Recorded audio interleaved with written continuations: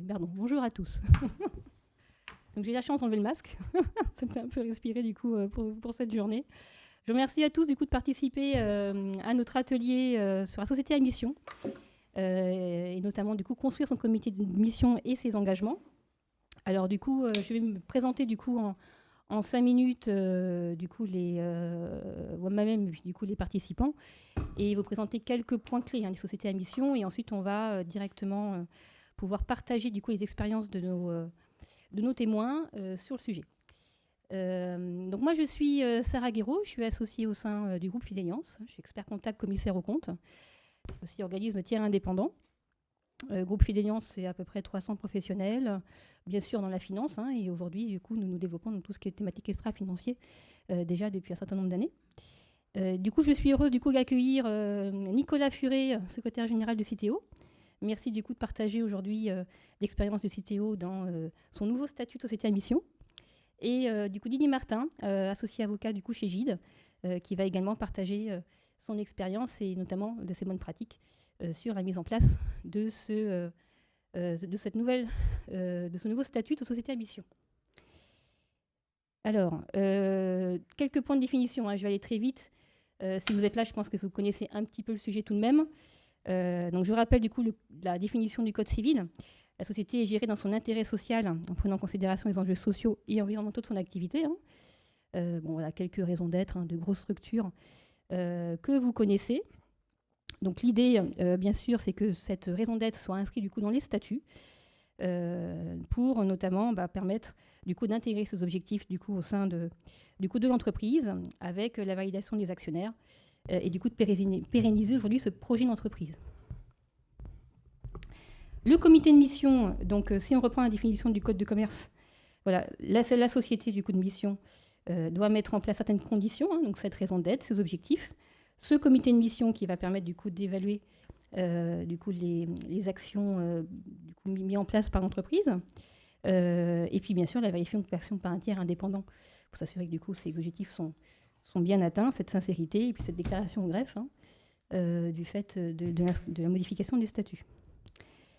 Au niveau des engagements, la mise en place du coup des chantiers et du coup des objectifs au sein du coup de ce comité de mission permet du coup voilà, de formuler du coup des promesses concrètes au niveau des diverses parties prenantes et d'avoir de ce degré de transparence qu'on demande aujourd'hui.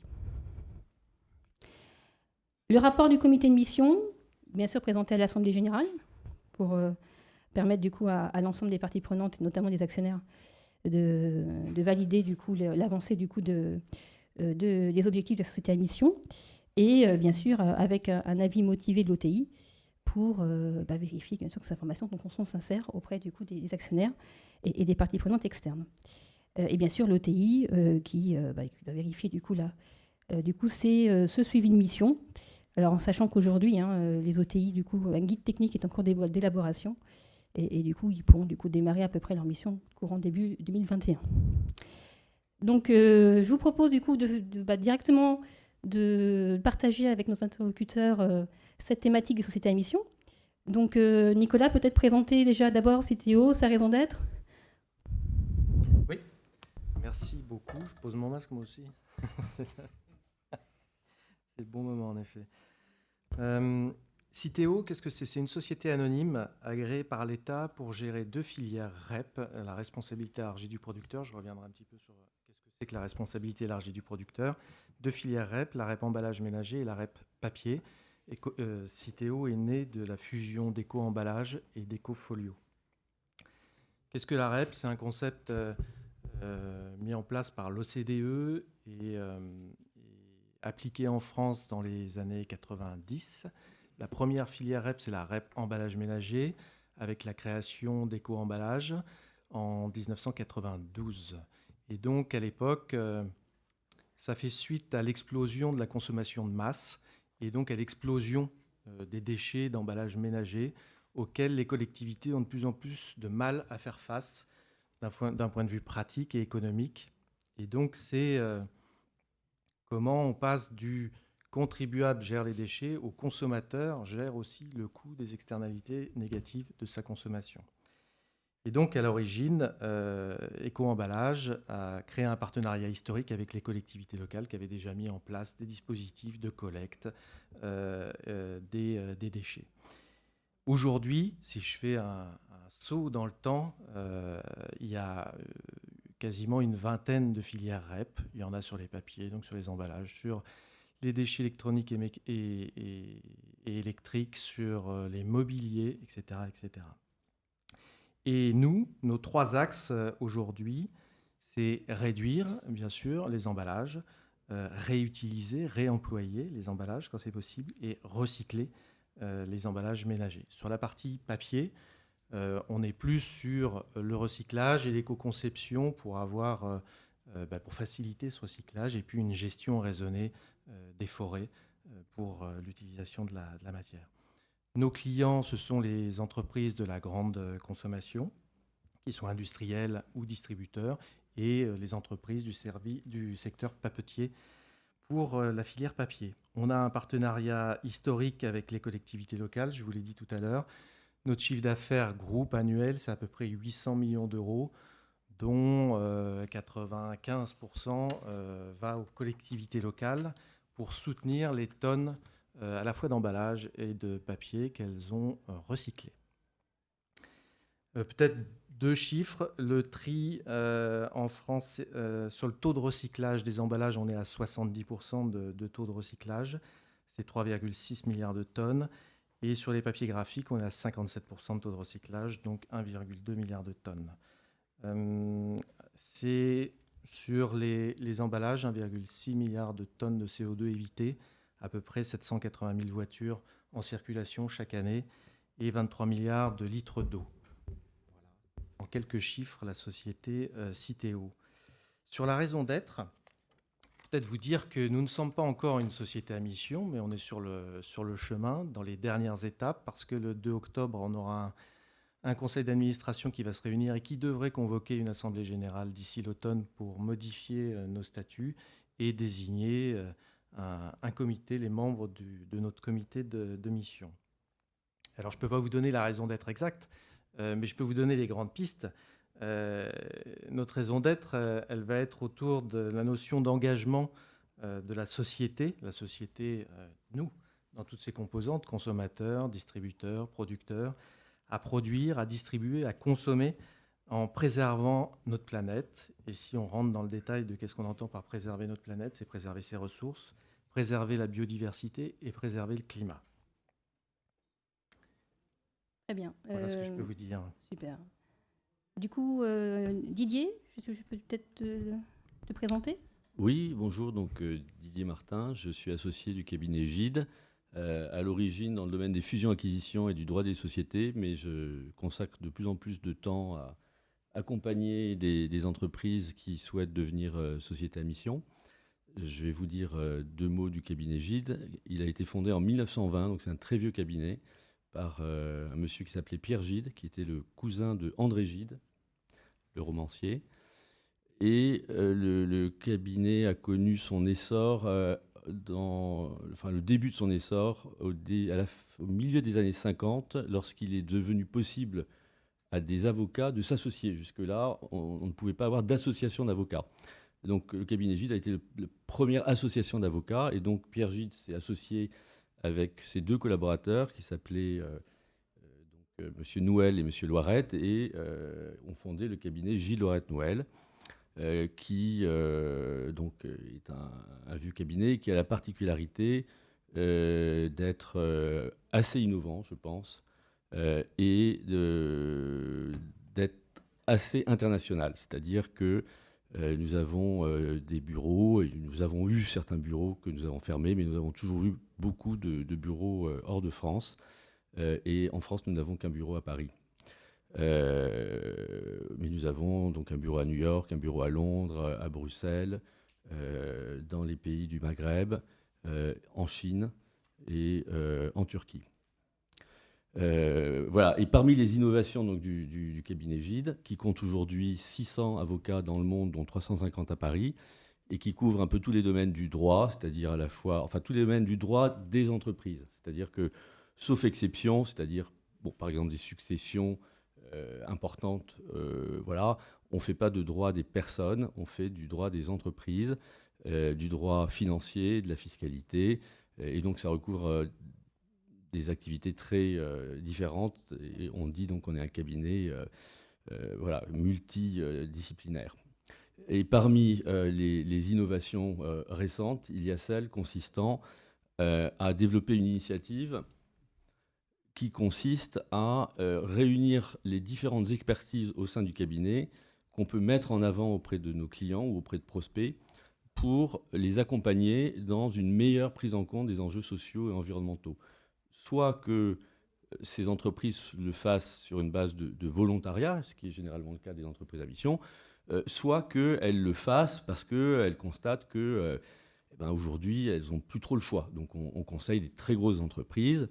Je peux vous citer un exemple, Total, qui est très conscient qu'aujourd'hui, c'est extrêmement important pour eux, même si ce n'est pas évident, étant donné le secteur dans lequel ils sont. Voilà. Et donc moi, à titre personnel, au-delà des fusions-acquisitions, mais dans lesquelles, de plus en plus souvent, dans le cadre d'audit, les sujets de RSE commencent à prendre une importance. Donc j'accompagne un certain nombre d'entreprises. Je donne aussi beaucoup de conseils en matière de gouvernance aux sociétés cotées et sur le sujet des entreprises à mission. Donc je me suis beaucoup investi dans ce domaine. Et si vous souhaitez creuser la question, vous pouvez trouver sur Internet une vidéo d'un webinaire que j'ai co-organisé avec la communauté des entreprises à mission en juillet dernier, fin juin, je crois. Voilà, donc vous pouvez taper Gide, Société à mission, YouTube, et vous tomberez sur la vidéo.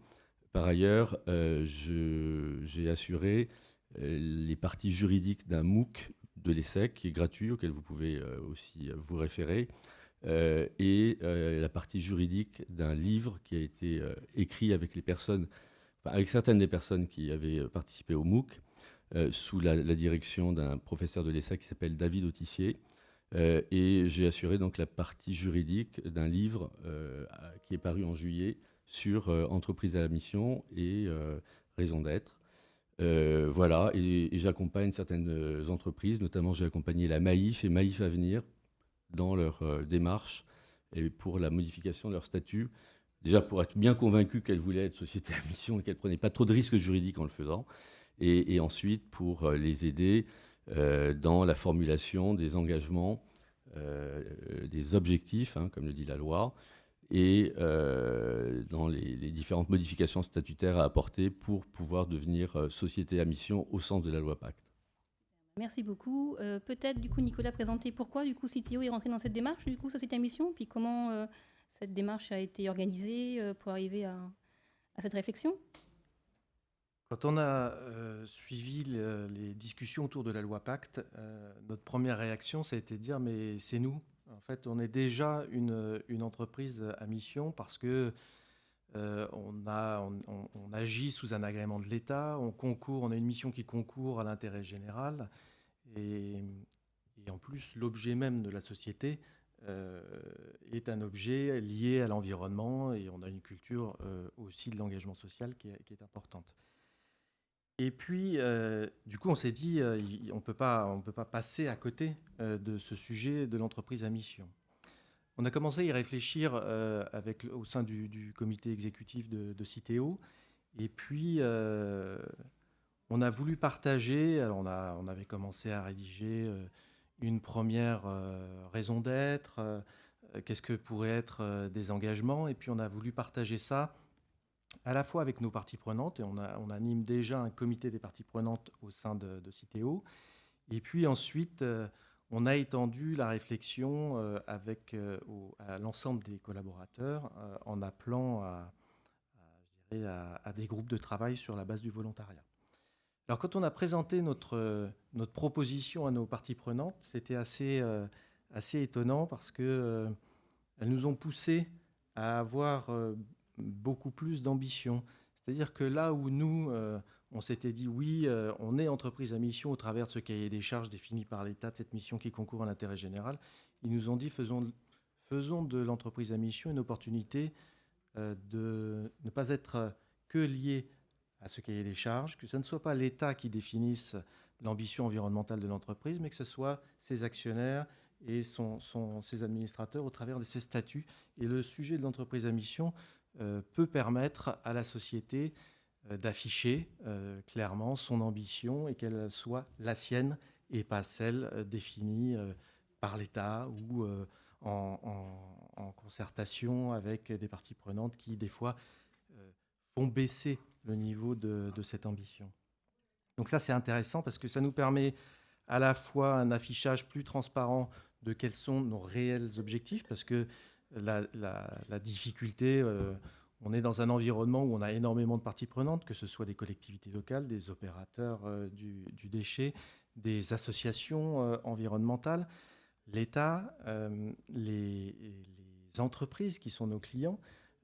Et donc, souvent, les gens sont un peu perdus sur la réalité de nos objectifs, là où on se situe, quelles sont nos ambitions. Et donc, pour ça, l'entreprise à mission est assez intéressante. En plus, c'est un facteur de transparence. C'est ce comité d'impact qui est indépendant et aussi un gage de sincérité dans la manière dont on agit et dont on poursuit dans le cadre de nos actions cette ambition affichée.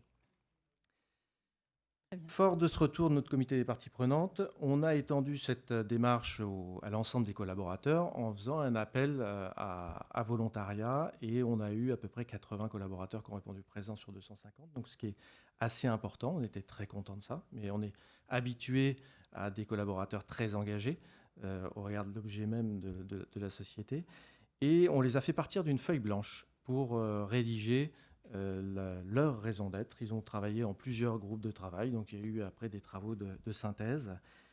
Et puis, on a retravaillé ça avec nos parties prenantes. On a fait des allers-retours comme ça entre COMEX, parties prenantes, collaborateurs. Et puis, on a présenté nos travaux à nos administrateurs dans le cadre d'un comité stratégique, puis dans le cadre du conseil d'administration. Et on est arrivé comme ça à une raison d'être et des engagements définis de manière collégiale, partagée. Et on avait une très forte attente de la part de nos collaborateurs qui disaient qu'est-ce qui va rester des ambitions qu'on aura affichées après les passages devant les administrateurs, devant le comité exécutif. Et je crois qu'ils n'ont pas été déçus en fait qu'on ait maintenu, on a réussi à maintenir ce haut niveau d'ambition avec le soutien de toute la gouvernance de l'entreprise.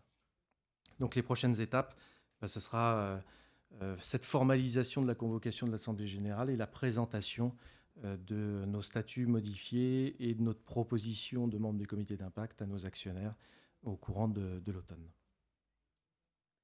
Peut-être, Didier, un mot peut-être sur la volonté de l'État du coup, de mettre en place ce nouveau statut. Oui. En élargissant peut-être ça à la manière dont non seulement l'État, mais aussi les entreprises elles-mêmes perçoivent aujourd'hui la nécessité d'avoir des cadres juridiques qui permettent de faire progresser l'économie et la finance vers une prise en compte chaque jour croissante de ces enjeux sociaux et environnementaux.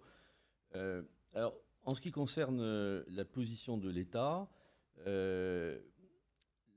la philosophie, je dirais, qui a abouti à l'adoption de la loi Pacte, qui est un peu la loi fondatrice d'une RSE juridique du point de vue des sociétés, on peut la faire remonter.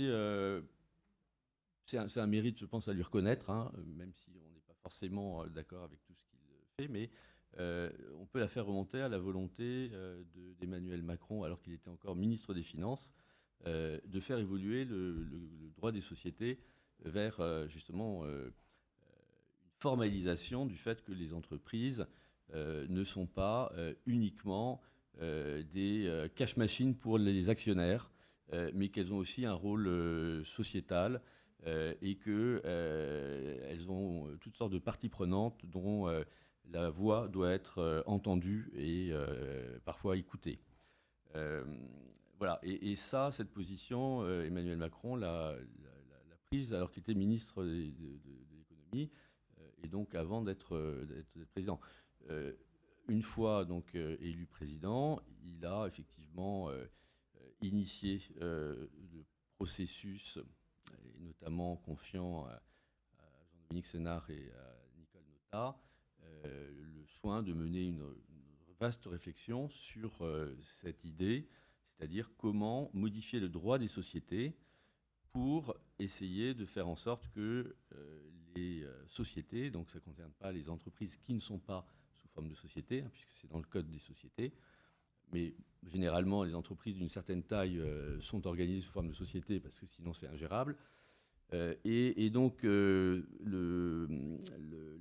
démarche de Jean-Dominique Sénard et Nicole Notat aboutit à un rapport, et ce rapport est à l'origine de la loi Pacte et notamment de la création légale de la notion de raison d'être et de société à mission, qui étaient des notions qui préexistaient, notamment il y a beaucoup d'entreprises qui sont réunis dans le cadre de la communauté d'entreprises à mission, qui sont intéressés par cette notion, dont certaines ont déjà, avant même la loi, adopté, modifié leur statut et modifié leur mode de fonctionnement pour être en ligne avec ce concept d'entreprise à mission, qui est un concept qui a été développé à peu près concomitamment à partir de la crise de 2008 par certains chercheurs de l'école des mines Paris Tech, notamment Armand Hattuel et les gens qui travaillent avec lui. Pardon ? Et Blanche Sécrestin, tout à fait, et un troisième dont le nom m'échappe. Voilà, exactement. Vous voyez que beaucoup de gens, donc manifestement, les connaissent, en sachant que c'est aussi un concept qui s'est développé en parallèle aux États-Unis avec les Benefit Corporation et en Italie, puisqu'il y a un régime un peu équivalent. Voilà. Mais donc en France, il y a eu une vraie réflexion de chercheurs en amont, un peu parallèle à ce qui se faisait aux États-Unis, mais qui est indépendante et qui a abouti à la consécration législative de la notion d'entreprise à mission sous l'appellation société à mission. Alors, il faut faire un tout petit peu attention, parce qu'il y a une petite ambiguïté, c'est-à-dire qu'il y a des entreprises qui aujourd'hui sont des entreprises à mission au sens des chercheurs, quelque part, des mines Paris Tech, mais qui n'ont pas encore adopté le statut de société à mission, parce elles fonctionnent déjà comme ça, et donc elles se disent, on adoptera le statut, parce que sinon ça crée une ambiguïté à partir du moment où le statut, mieux vous parler au demeurant de qualité de société à mission que de statut. J'y reviendrai si vous voulez.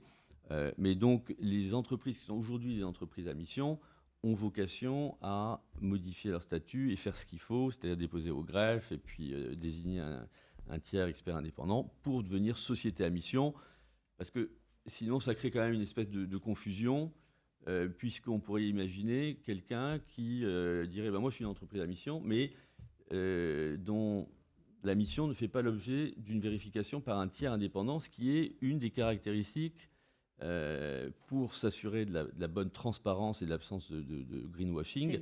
Voilà, donc une entreprise à mission, une entreprise qui se dirait entreprise à mission, mais qui n'aurait pas de tiers indépendant, d'expert tiers indépendant,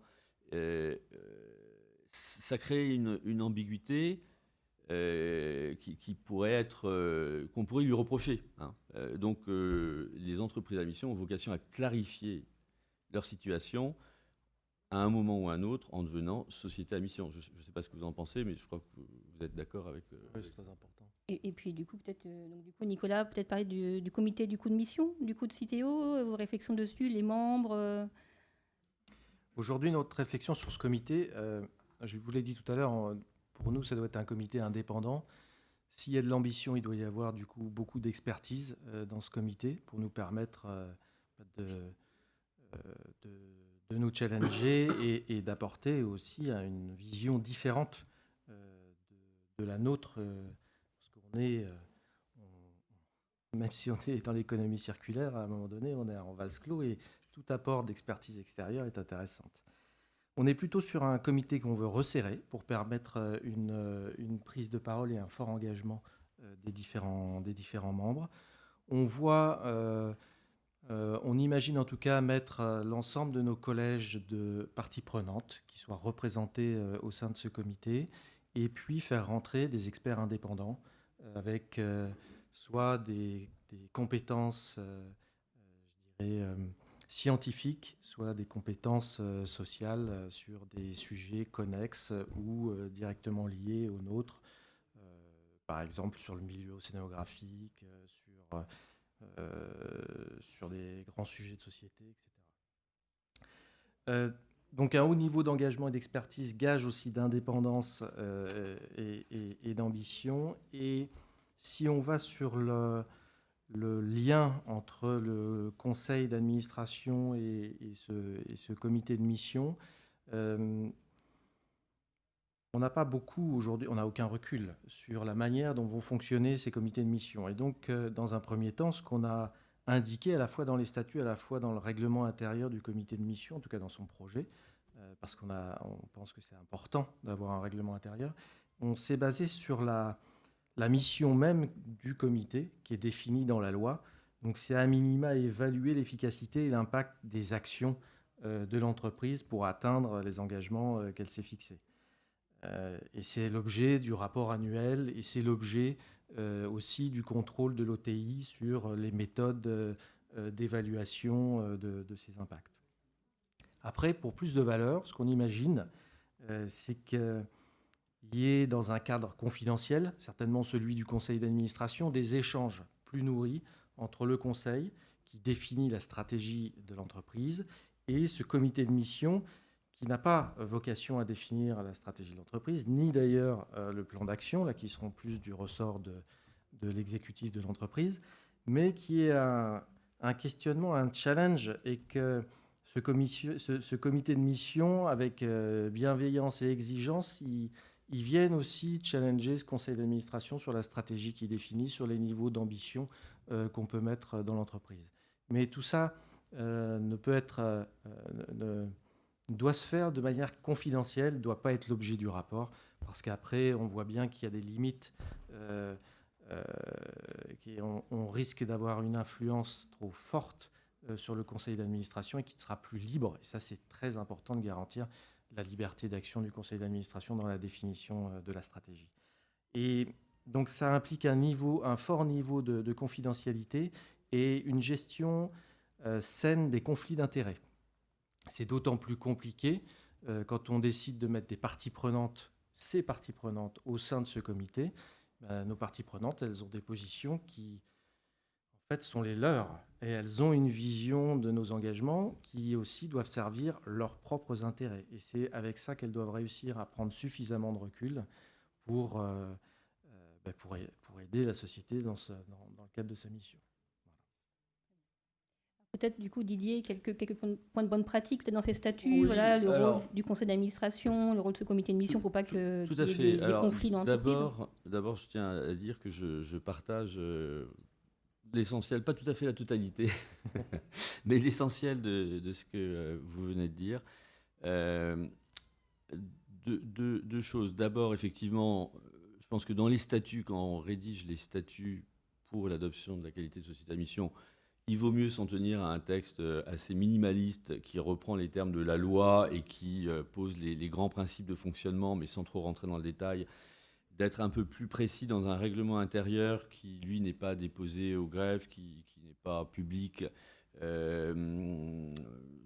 me paraît de bonne politique.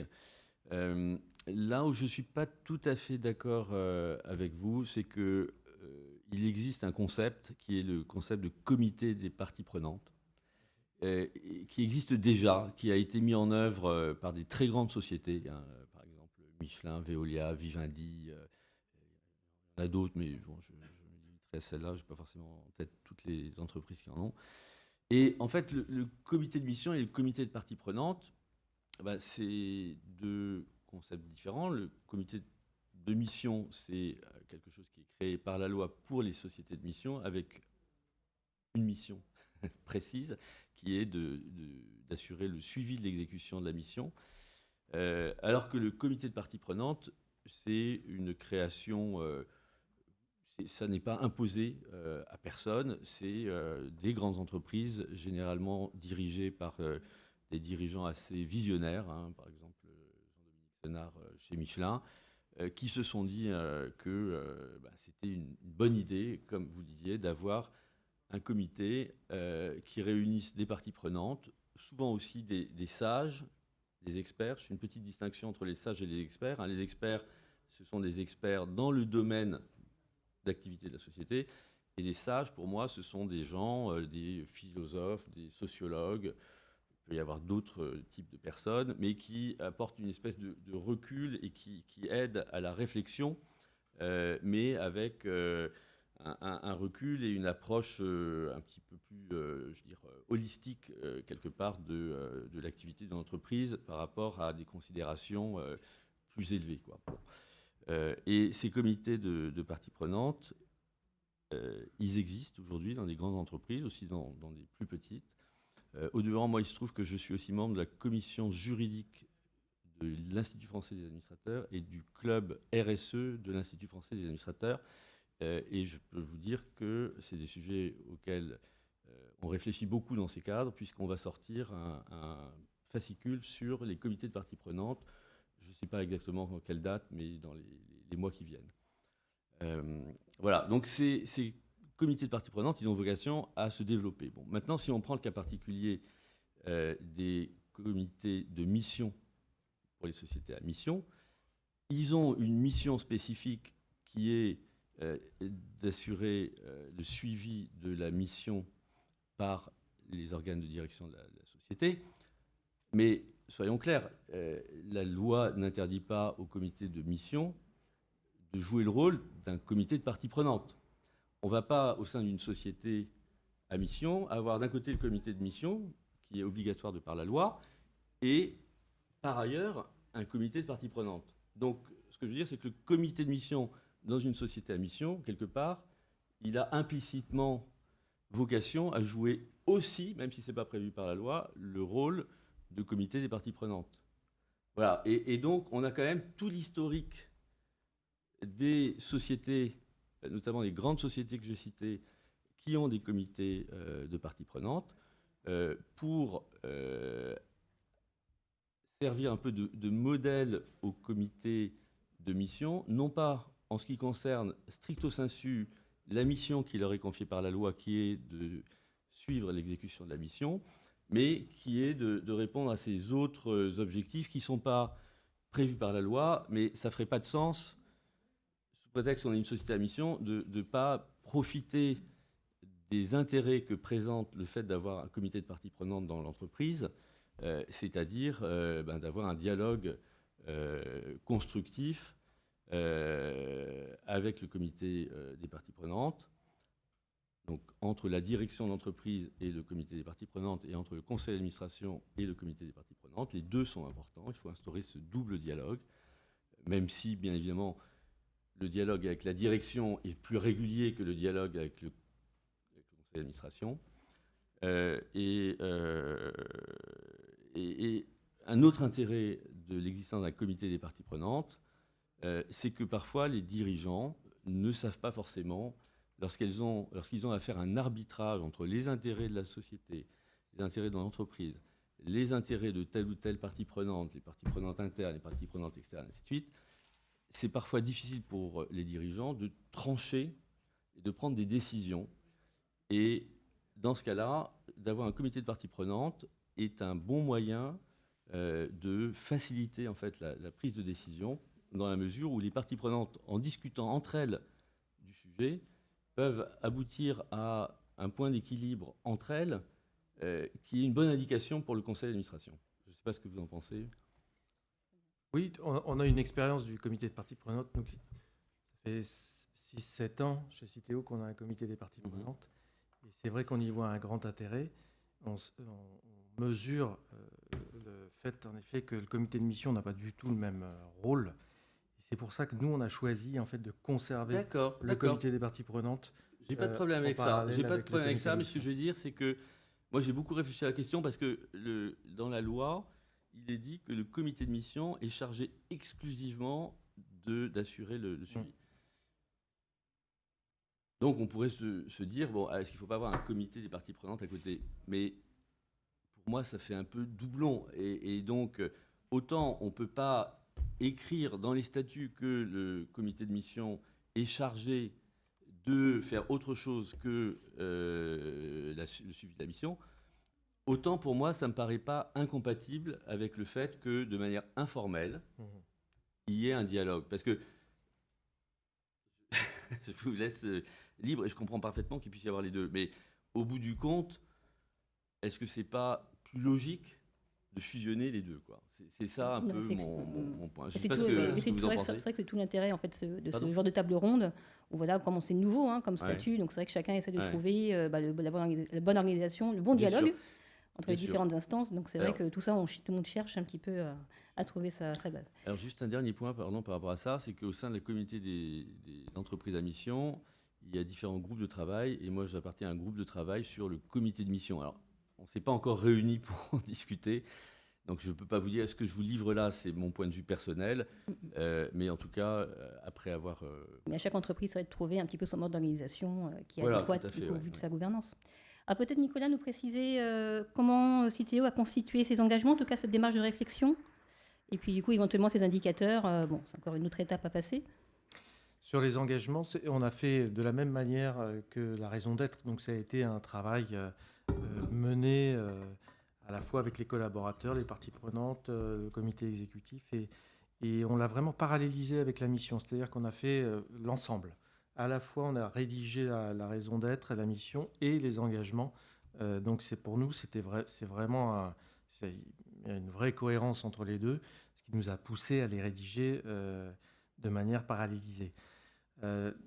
Tout l'enjeu, c'est de rédiger des engagements qui soient suffisamment précis pour qu'on comprenne bien quel est le positionnement de l'entreprise, mais pas trop, pour pouvoir s'adapter en permanence à la réalité et pas devoir changer les statuts trop souvent. Parce que des modifications statutaires, c'est quand même pas extrêmement simple à mettre en place.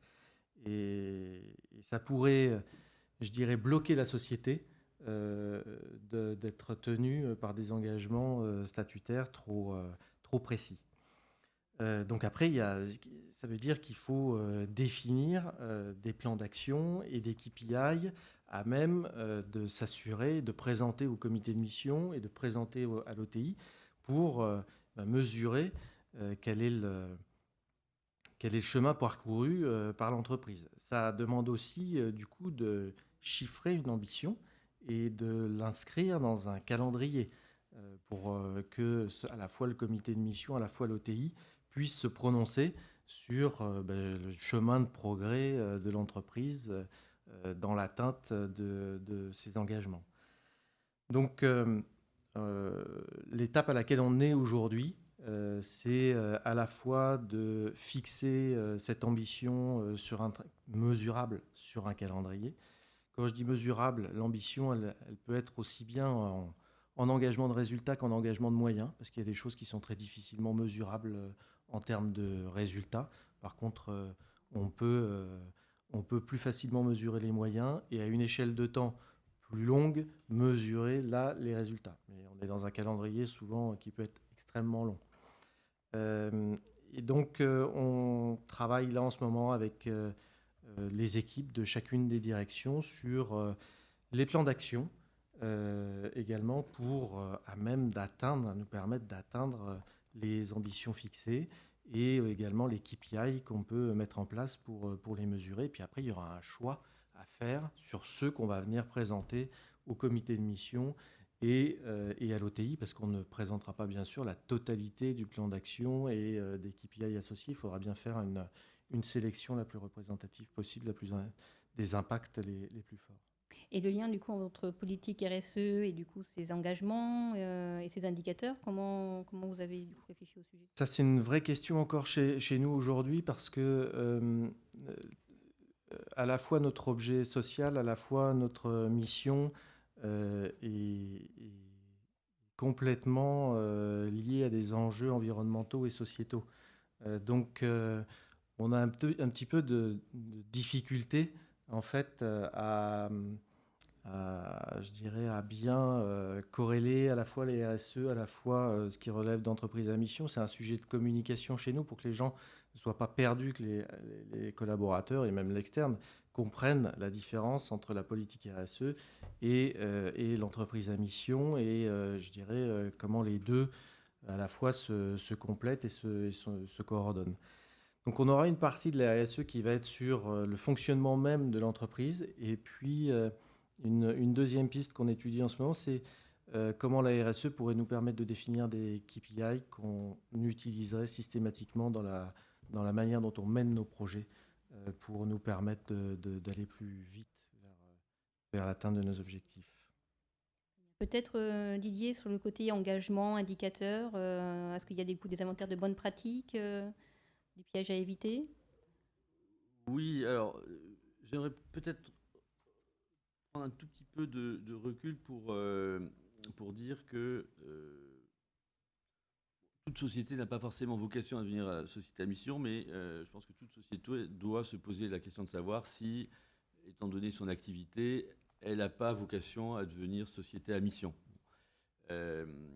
Après, c'est un processus, il ne faut pas se précipiter, quoi. Dans le cas de Citeo, manifestement, je veux dire, la loi est tombée à point nommé. Vous étiez très clair sur le fait que dans l'esprit, vous aviez votre comité de parties prenantes.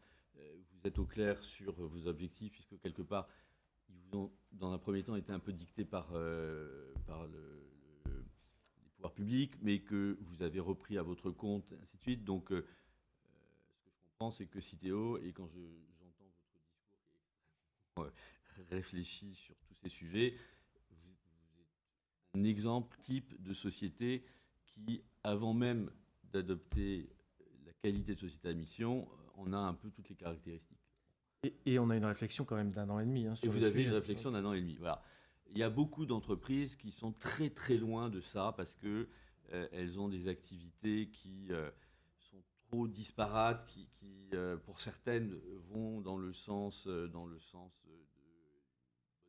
en compte, voire d'un apport contributif à la solution de problèmes sociaux et environnementaux, mais qui pour différentes raisons ont aussi des activités qui ne sont pas compatibles avec le fait d'être une société à mission, ce qui est un peu compliqué parce que ça veut dire quelque part, et là c'est l'avocat de fusion-acquisition qui parle, qu'il va falloir en fait convertir certaines activités pour les rendre plus compatibles avec une bonne prise en compte des enjeux sociaux et environnementaux, et parfois carrément vendre des activités. Alors, si on vend des activités, elles vont continuer à être poursuivies par une autre entreprise, certes, mais néanmoins, du point de vue de l'entreprise qui porte des activités qui ne sont pas compatibles avec sa raison d'être ou le fait de vouloir devenir une société à mission, eh bien, il va falloir soit fermer les activités, mais c'est jamais souhaitable parce que ça a toujours un coût social, sauf si on peut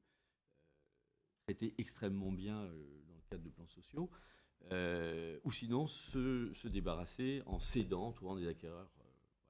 Voilà. Cela pour dire qu'il y a des entreprises qui sont mûres, il y en a d'autres qui ne le sont pas du tout, et qu'il y a un long cheminement, et que pour moi, ce cheminement, il passe par certaines étapes. La première, c'est sans doute d'adopter une raison d'être non statutaire, si on est vraiment loin du compte. D'accord.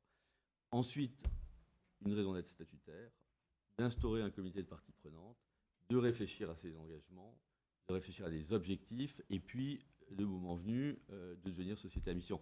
Pour certaines entreprises, ça peut prendre 1 an et demi.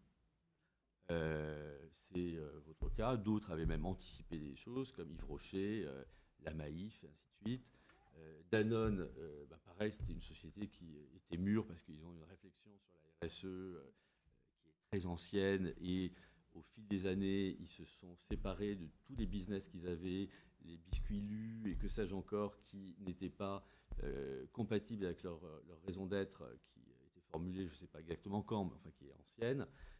À l'inverse, ils ont acheté des business qui s'inscrivaient bien dans cette raison d'être, de sorte qu'ils ont pu adopter la qualité de société à mission. Première société cotée à le faire. Et les modifications statutaires ont été validées à 99,99%. C'était une grosse surprise. C'est-à-dire que moi, je ne pensais pas que aussi vite, même Danone pourrait franchir le pas et devenir société à mission. Ça a été une très bonne surprise. Voilà. Et donc, c'est peut-être un préalable à la réponse à votre question. Sarah, mais je pensais utile de rappeler ça. Maintenant, oui, quand on formule des objectifs, puisque la loi dit qu'une société à mission est une société qui est dotée d'une raison d'être et d'objectifs sociaux et environnementaux qu'elle se fixe pour mission de poursuivre. Donc il faut définir des objectifs. Et pour moi, pour être une société à mission, il faut d'une part avoir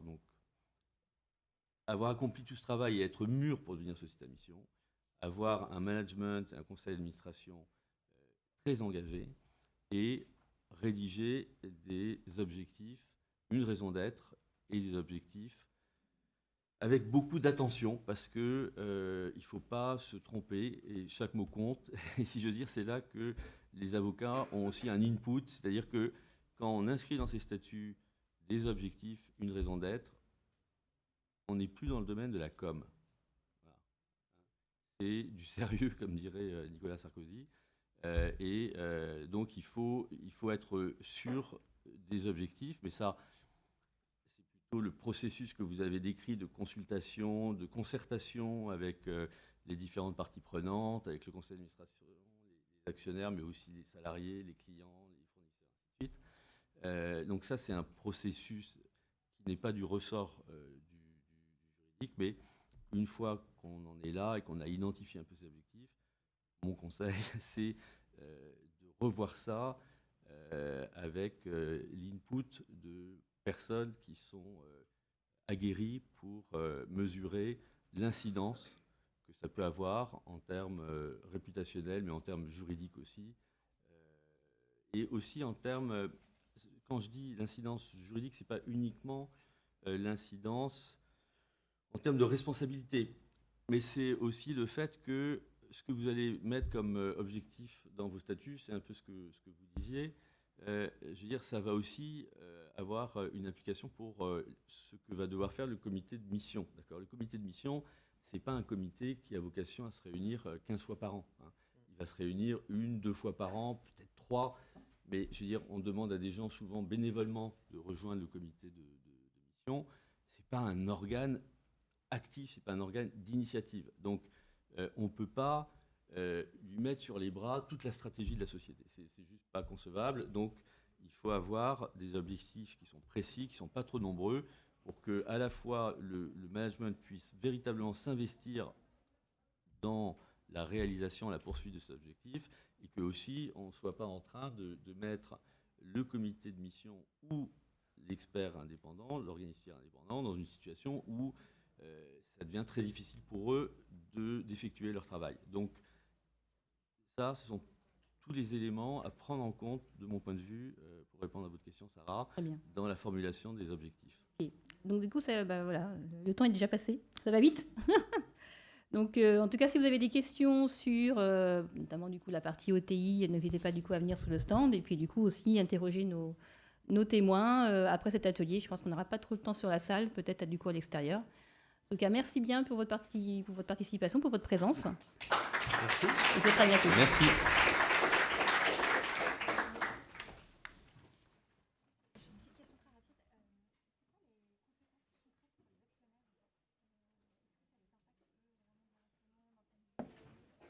En fait, en point de vue dividende,